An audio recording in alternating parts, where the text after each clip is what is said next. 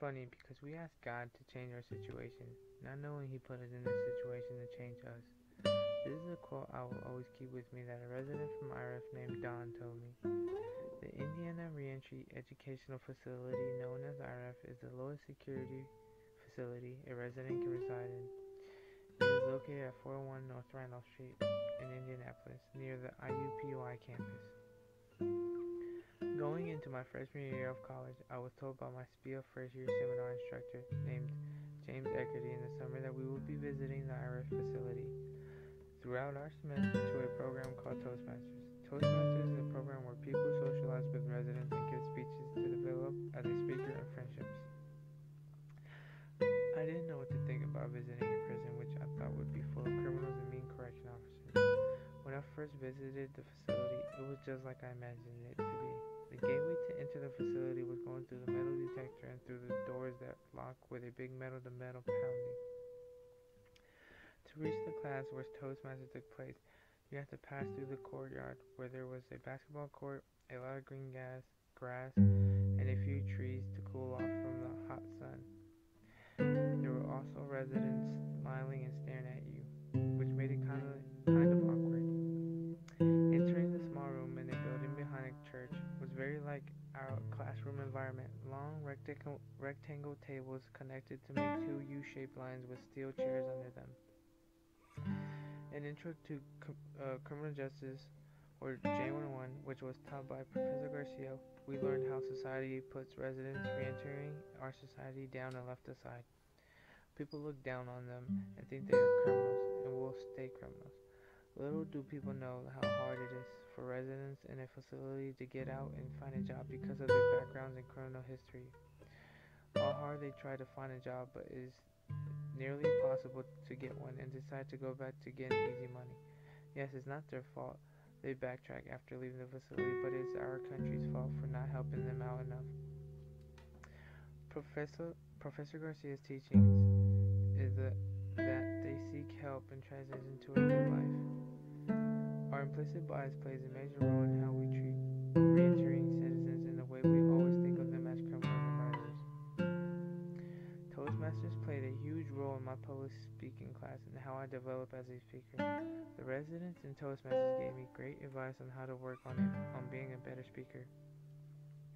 A resident named Steve-O, whom I got very close to through IRF, told me to think about talking to myself in the mirror. What I need most was confidence, and how I developed that was interacting with more people and making new relationships with them. I took the advice they gave me and practiced my public speaking in front of my mirror and doing some breathing exercises as well. Professor Thedwa told me to work on my stance and the way I walk around. The way I took the advice very well and figured my own plan on presenting my further speeches. Toastmasters and IRF pushed me even more to make my way up to the DE after graduating and having a major in criminal justice. The knowledge I got from my J101 class and residents from IRF was that drugs play a major role on how people develop mens rea to commit the crime. The series of the crime is overtaken by the drug taken in amount as well. One of the residents who was arrested for drug problems told me how hard it was to get the help and need for his treatment addiction. My opinion on the reentry facility and its residents was a major change. I used to think the reentry facility was a place where bars themselves kept the worst of the worst residents from the but that wasn't the way it is. I believe the reentry facility needs some more methods to help residents, but it's better than the full security lockdown prisons. This experience has helped me out a lot already by calming my implicit bias and way of thinking about residents who re-enter our society from all those long and dreadful years in prison. Knowing that I will have to start as a police officer to get to the spot I want to be in life, I know how to control certain situations some residents face. This experience not only changed me as a student, but as a person as well. I got to experience something that people usually don't experience, thanks to the deep learning community at SPIA. The knowledge I got from the Toastmasters and the residents has motivated me to do better for the people inside the gates, to help them get the opportunity they deserve in the unjust society we live in. After talking deeply to some residents, I found out it was one mistake and the first mistake they have done to put them in the place they are today. Everybody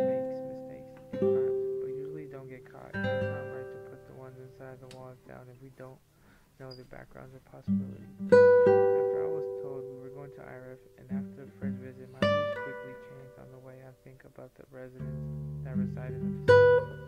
They're normal people just like us. They have made a mistake, which I know they won't do it again, but if they do it because our society makes it very difficult for them to develop as employers and citizens. I will always remember walking through the metal detector and steel doors to a place where there isn't judgment